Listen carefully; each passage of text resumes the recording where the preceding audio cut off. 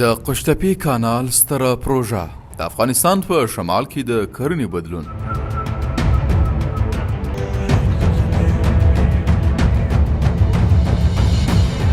افغانستان یو متنوع اقلیم او جغرافیه لرونکی هیواد دی چې ډیری سیمې د اوبو کمښت او وچکالۍ له ستونزو سره مخ دي. په این حال کې د قشتپی کانال په څیر پروژې د لویو ملي نوښتونو په توګه د دې خاورې د خلکو په زړونو کې د کرنې د ښه والي او اقتصادي پرمختګ لپاره هیلې راژوندۍ کړي دي. دا پروژه نه یوازې د اوبو کمښت لرونکو سیمو ته د اوبو رسولو کې رول لوبوي، بلکې د افغانستان په شمال کې د کرنې د ودې او د حاصلاتو د زیاتوالي لپاره هم کار کوي. د قشتپی کانال د آمو سیند څخه د بلخ او فاریاب ولایتونو وچو سیمو ته د اوبو لیږدولو لپاره طرحه شوې وه. دا پروژه چې د هیواد یو له مهمو پروژو څخه ګڼل کیږي، د کرنې لپاره د اوبو برابرولو او د کانال شاوخوا ځمکو د حاصلخیزي زیاتوالي لپاره پلي کیږي. د ملي پراختیا شرکت چارواکي اراده لري چې له دې فرصت څخه ښه ګټه پورته کړي او د دې هدف لپاره د کانال شاوخوا د تولید او نهال کینولو مرکز جوړولو پلان پیل کړی دی. دا مرکز د کرنیزو تولیداتو د کچې د لوړولو او په دې سیمو کې د کرنې وضعیت د ښه کولو لپاره طرحه شوی دی.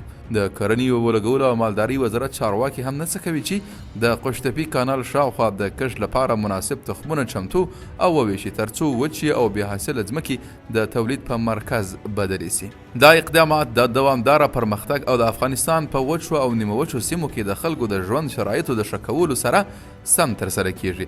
د آمو سیند څخه دغو سیمو ته د اوبو لیږدول کولی سي د کرنې ظرفیت لوړ کړي او د خلکو د ژوند ښه کولو کې مرسته وکړي. د قشتپی کانال چې د بلخ ولایت د کلدار ولسوالۍ څخه پیل کیږي او د فاریاب ولایت د اندخوی ولسوالۍ ته رسیږي، د لویو سیمو ته د اوبو رسولو وړتیا لري. د اوبو دا لیږد کولی سي کرنیز تولیدات زیات کړي، نوي کاري فرصتونه رامنځته کړي او په دې سیمو کې د خلکو اقتصادي وضعیت ښه کړي. برسیره پر دې د کرنې وزارت چارواکي پلان لري چې د موجوده ظرفیتونو څخه کار واخلي ترڅو هغه تخمونه تولید کړي چې مقاومت ولري او د سیمې د اقلیم شرایطو سره مناسب وي، ترڅو بزګران وکولی سي خپلې ځمکې په ډیر اغیزمن او دوامداره توګه وکري.